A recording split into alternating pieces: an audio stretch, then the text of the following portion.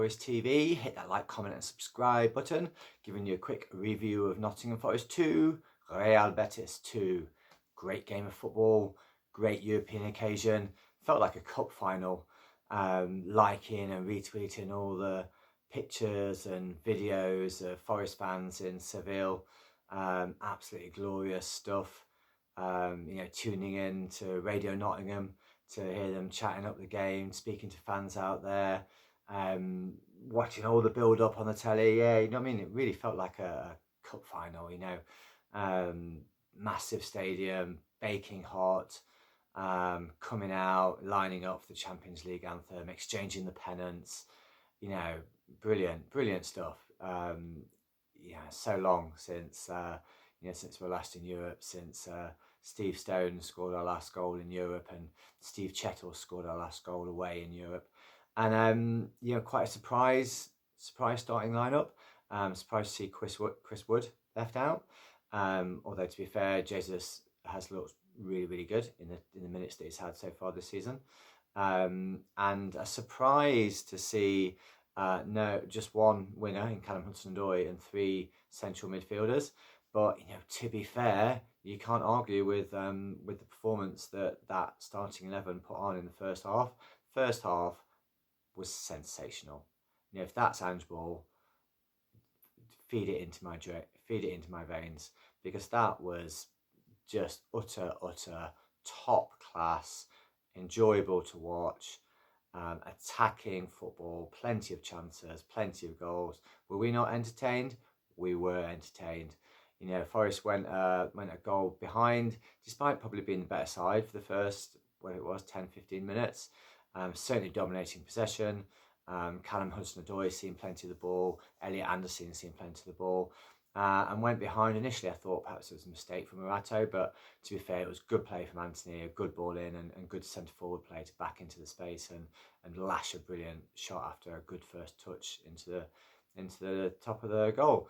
But then Forest responded 3 minutes later. Wonderful move, moving it from left to right. Morgan Gibbs-White finding him in on the right hand side, playing a delightful low cross into the box, and Jesus there to tap home, and I think he started the move or was very much involved in the move around the edge of the box. And then a few minutes later, great corner from Douglas Luiz, and Betis couldn't cope with our set pieces all evening. It's a shame we didn't get more, really, to put them under more pressure. And I thought a really great header, really great little bit of a run from Jesus, and great header, and absolutely incredible. And then from that moment on, we absolutely bossed the first half. Jesus, I think he had like 16 touches and 6 were shots or something like that. And they were good efforts. They weren't any wasted efforts. They were good saves from the keeper, or they were good half chances. But he also led the line brilliantly, I thought, today. I thought, his winning of headers was brilliant. And his strength and hold-up play was brilliant, and his passing was brilliant. So, and running in behind. So I thought absolutely superb, and fully repaid the faith in the manager and starting him. And it'd be interesting to see who gets the start on Saturday against Sunderland. And I thought the midfield worked really, really well, dominated the ball, dominated possession, and dominated the ball like high up the pitch, which meant that we were just creating more chances. Elliot Anderson, player of the match, absolutely everywhere. Interceptions, blocks, tackles, nutmegs. Gerrard at his best, like runs with strength and power. Playing in a more advanced position in the first half was absolutely superb. And I think Douglas Luiz and Morgan Gibbs-White were probably a little bit deeper, but also, they were a bit deeper, but they were well up the pitch and played most of the game in the final third, and I think did really, really well. And also, I want to give Morgan Gibbs-White a big shout out. He got a booking after like 2 minutes, which I think was a bit harsh, and obviously didn't get sent off. And played out the rest of the game, but didn't stop him putting a real shift in. It's probably a shame that we didn't get a third goal in the first half, that our play and our dominance and our chances deserved. Callum Hudson-Odoi, I thought all he could do was stab at the ball and hit the post as it fell to him. I think he was unsighted. Jesus with a good effort. or a couple of good efforts. And yeah, wow, just wow, what a first half. To go away to Real Betis, to go away to, first game in Europe for 30 years, the first game that a lot of those players have ever played in Europe against one of the best sides in the competition, 60,000 people in the stand, baking hot, and to play like that, absolutely phenomenal.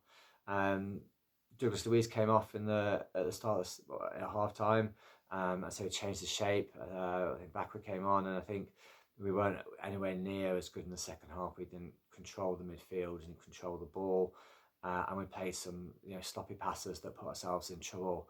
But equally, I didn't think we were that much troubled by Betis in the second half. I thought we defended, the edge of that box really well. They didn't test the keeper a lot. I thought we defended pretty well, and I thought we were relatively comfortable, even though they had a lot more of the ball and possession and pressure and balls coming into our box and so on.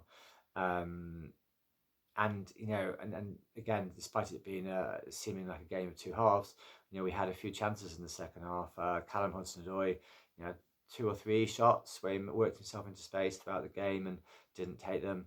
Callum Moendo, I thought really struggled for touch when he came on. He couldn't really hold up the ball and couldn't get into the game, and the ball came back too often.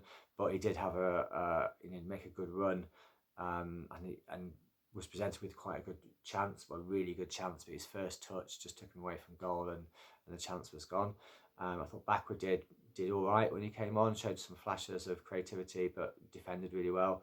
And Doy didn't really get into the game, and I think he does struggle getting back and helping out his fullback, which given that his fullback was Zinchenko, I thought had a good game, apart from just switching off for the equalising goal. But Zinchenko was against their best player, which was Anthony. He needed his winger to be tracking back and helping out, which Hudson-Odoi was in the first half, and I think that's why Anthony didn't really get into the game first half after the first few minutes.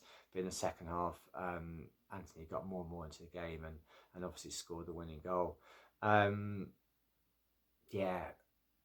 Disappointed to concede, disappointed to drop it, but really delighted with the result. It absolutely snapped your hand off to get a draw away from home at Betis in our first game in Europe.